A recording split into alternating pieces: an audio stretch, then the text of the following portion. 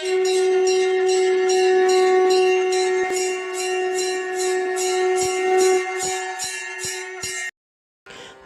ஸ்ரீ குருப்பியோ நம. ஓம் கம் கணபதையே நம.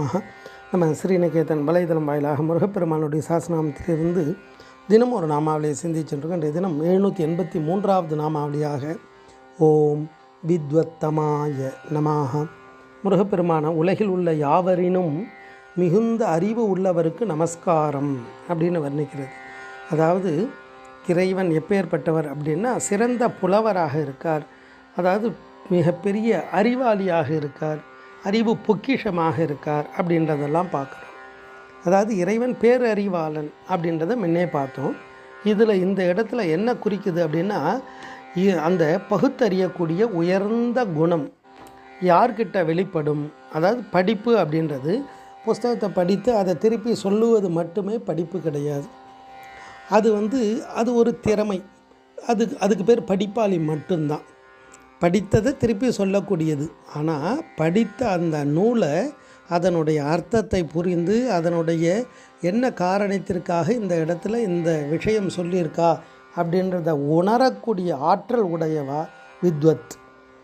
இது குணம், இது தோஷம் அப்படின்னு அறிந்து அந்த விவேகத்தோடு இருக்கக்கூடியவர்களுக்கு பேர் தான் வித்வான் அப்படின்னே பேர்.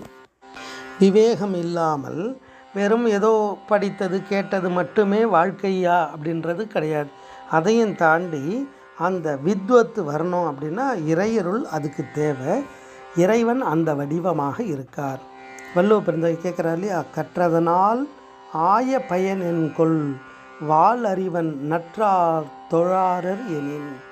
இறைவனுடைய அந்த தூய பாதம் இருக்கு இல்லையா, அந்த பாதம் தான் 2 விதமான ஞானம். இறைவனுக்கு 6 முகம் 12 தோள்கள் இதெல்லாம் வர்ணிக்கக்கூடிய அந்த இறை சக்தியினுடைய திருவுருவத்துக்கு 2 பாதங்களை வச்சுருக்கா. அந்த 2 பாதம்ன்றது எதை குறிக்கும் அப்படின்னா ஞானத்தை குறிக்கும். அதாவது ஓமையிலா கலைஞானம் உணர்வறிய மெய்ஞானம்.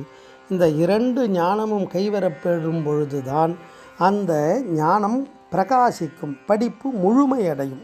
அதை தான் சொல்கிறார். கற்றதனால என்ன பயன் அப்படின்னா வாள் அறிவன், அந்த மேலான தூய அறிவு உடைய அந்த இறைவனை வணங்கக்கூடிய அந்த தொழக்கூடிய அந்த ஞானத்தை அடைந்தால் மட்டும்தான் படிப்பு முழுமையடையும். அப்போ அந்த படிப்பு எப்பேற்பட்டது அப்படின்னா தத்துவார்த்தங்களை எல்லாம் உணரக்கூடிய பகுத்தறியக்கூடிய அந்த படிப்பு உடையவர்.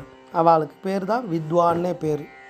விவேகம் இல்லாமல் படித்ததை அப்படியே ஒப்பித்தா என்ன ஆகும்னா அதுக்கு அர்த்தம் தெரியாமல் அந்த படிப்பு வார்த்தைகளை திருப்பி அதே சொல்லும் பொழுது அதுக்கு அர்த்தம் தெரியாமல் அனர்த்தமாயிடும். அப்போ அந்த சொல்லக்கூடிய சொல்லுக்கு என்ன பொருள் அப்படின்றத உணரக்கூடிய ஆற்றல் வேணும். அதனால்தான் சொல்லிய பாட்டின் பொருள் உணர்ந்து சொல்லுவார் செல்வர் சிவபுரத்தின் உள்ளார் சிவனடி கீழ் பல்லோரும் ஏத்த பணிந்து அப்படின்னு திருவாசகத்தில் அழகாக வர்ணிப்பார்.